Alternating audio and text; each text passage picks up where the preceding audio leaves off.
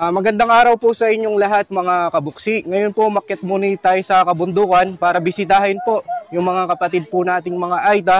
Ngayon po, nandito po si Kuya. Siya po yung namumuno po dito. Anong pangalan niyo, Kuya? Romeo Diaz po. Kuya, eto po, mayroon po ngayon ipapaabot po na tulong po na bigay po. At 3 box na galing po ng Hawaii na nagpabigay po si Kuya at saka si Ate. Tapos yung 3 box po galing kay Ma'am na ayaw magpakilala po. Tapos nagbigay din po si Ma'am na ayaw magpakilala po ng bigas. Ngayon Kuya, si Ma'am Edith po, bumili din po kami ng bigas. Kinilon na po namin. Ngayon, ay si Madam po na ayaw magpakilala, nirepack po namin yung mga pangbata po na pang school supply.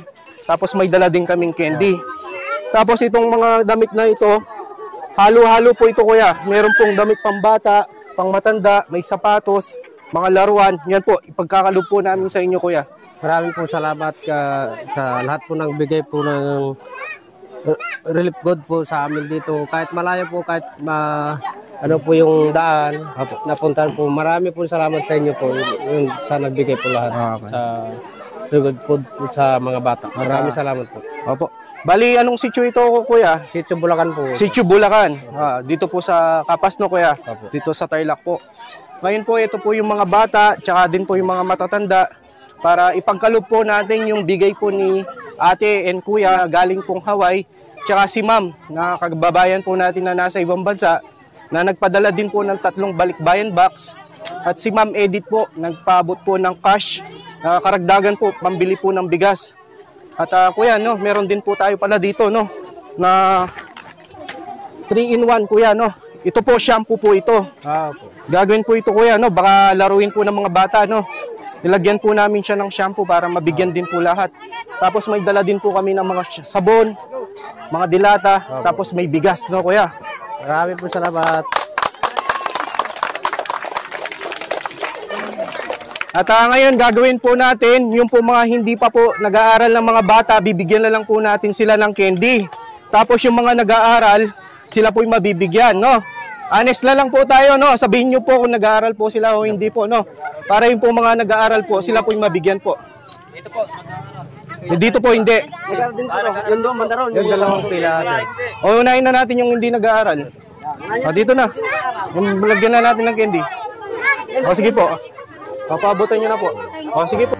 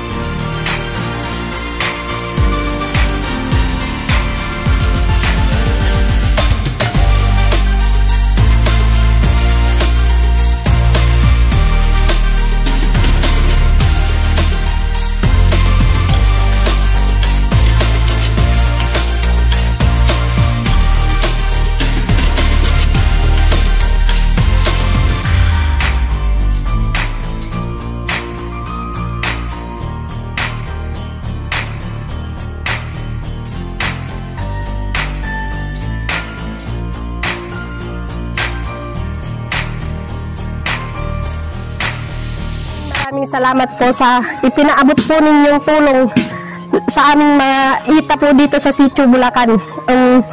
Lalong-lalo na po naiabot po sa amin yung sa tulong na bigas at saka yung mga damit po na ipinadala ninyo.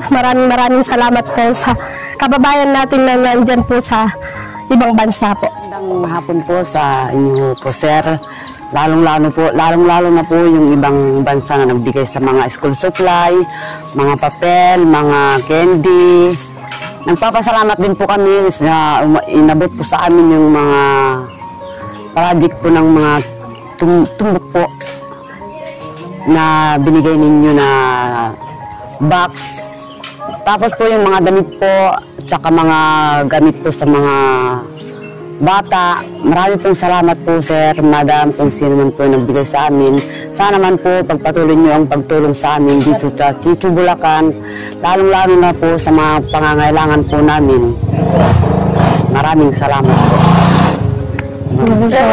Kay sarap pagmasdan ng ngiti ng mga katutubong Aita sa pag-abot ng blessing na pinabot ng mga kababayan natin nasa ibang bansa na balikbayan box.